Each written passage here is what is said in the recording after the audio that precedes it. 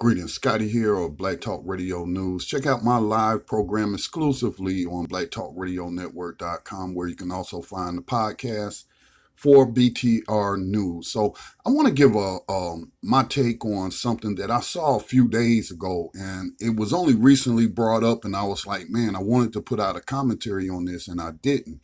And what I'm talking about is a segment on Black Coffee, which is a segment that Marc Lamont Hill has. And let me say this about Marc Lamont Hill. I'm glad that he found employment in the area of media because he was fired from CNN for because of his words wanting to produce justice for the Palestinians who are being oppressed and suffer human rights abuses. So Marc Lamont Hill isn't just a personality, a media commentator, or a political commentator like we see on TV. This man fights for justice in his real life. So I want to say that, but I also want to say I disagree with him and his hot take on when Bernie Sanders was on his program and asked about reparations. As you can see, as Mark posted to Twitter, his hot take was Bernie Sanders expressed support for economic policies that would disproportionately benefit vulnerable communities. This seems to be how he understands and supports reparations. Well, as it seems like Mark got a lot of feedback on Twitter and he was responding to that feedback, but I wanted to go back to this original post that I saw where I disagree with his interpretation of what he thinks Senator Sanders said about in his support for reparations, specifically for African Americans. Now, Mark in other tweets said that yes, every time I asked him the questions, do he support reparations? He said yes. Does he support programs specifically for African Americans? And he said yes. I don't know what else Bernie Sanders need to say. Now, where the confusion for Mark might be coming in, but I would think that Mark, come on, Mark, you're smarter than that.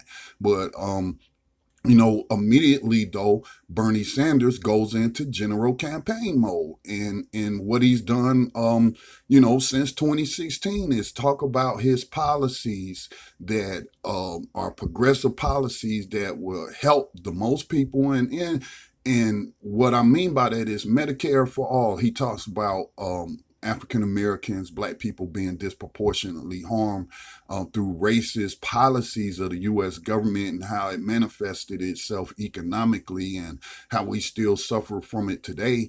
But it's also harming other non-Black people. And so his policy approach is to enact policies that help the most people. And, as a point of codification, if you're supposed to be fighting against white supremacy and trying to produce justice, you should not be against a platform that produces justice for the most people, and having a litmus test saying that, well, if a candidate doesn't support reparations and me getting my check first as a ADOS person, then I'm not voting for anybody. Yeah, those policies will help the most people. It'll help especially disproportionately my people by eliminating student debt, by putting private prisons out of business, banning private prisons. Medicare for all would help address the disproportionate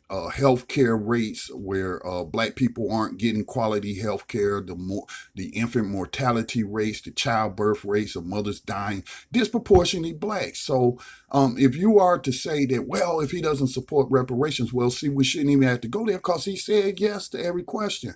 Now, Mark says that Sanders' answer, he said yes to the specific questions.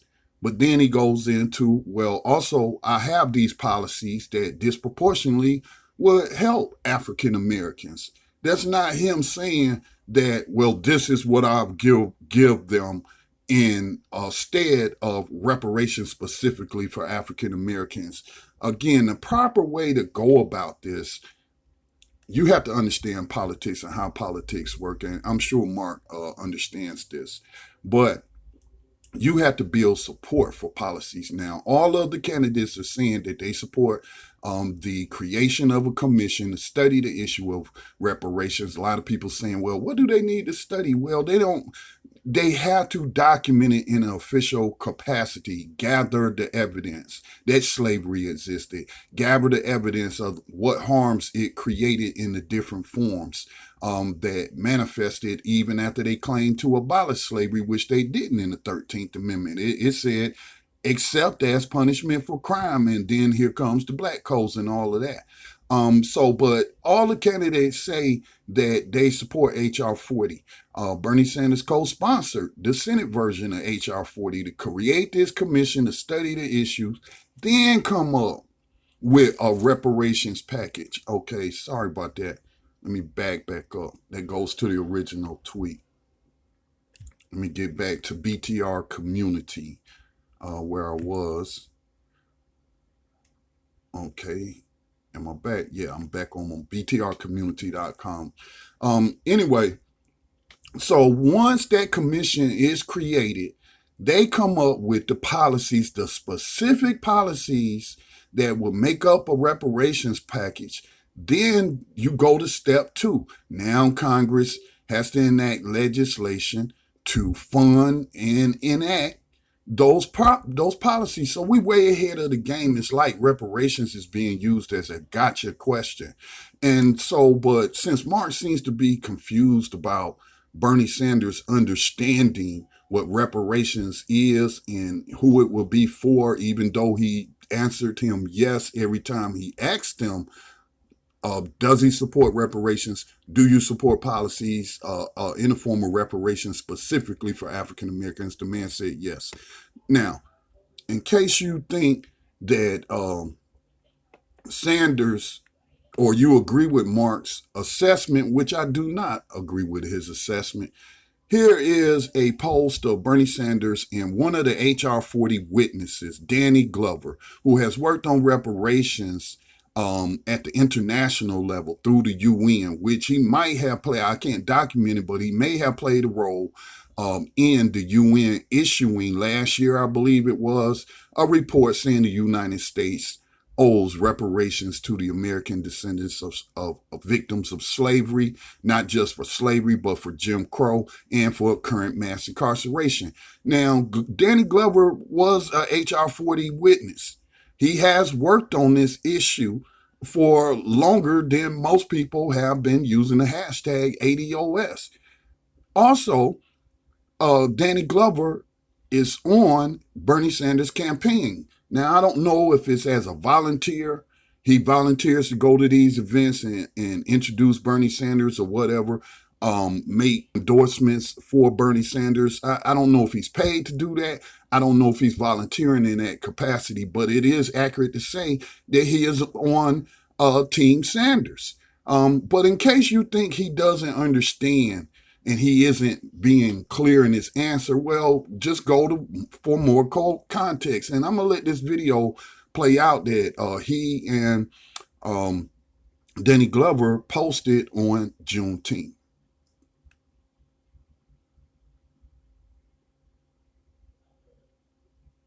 Juneteenth refers to June 1865. That day, I arrived in Galveston, Texas, where there were slave black people. In a time that the Emancipation Proclamation had been signed and that enslaved people were now free. This marked the final and complete abolition of Southern slavery in the United States. This is a very important holiday, one that does not get enough attention, but it's also a reminder that we need to have an open and honest conversation as a nation about this dark period in our history. You know, I can tell you when I went to school, this was a period of American history that we never studied. Reconstruction and all that, never said that.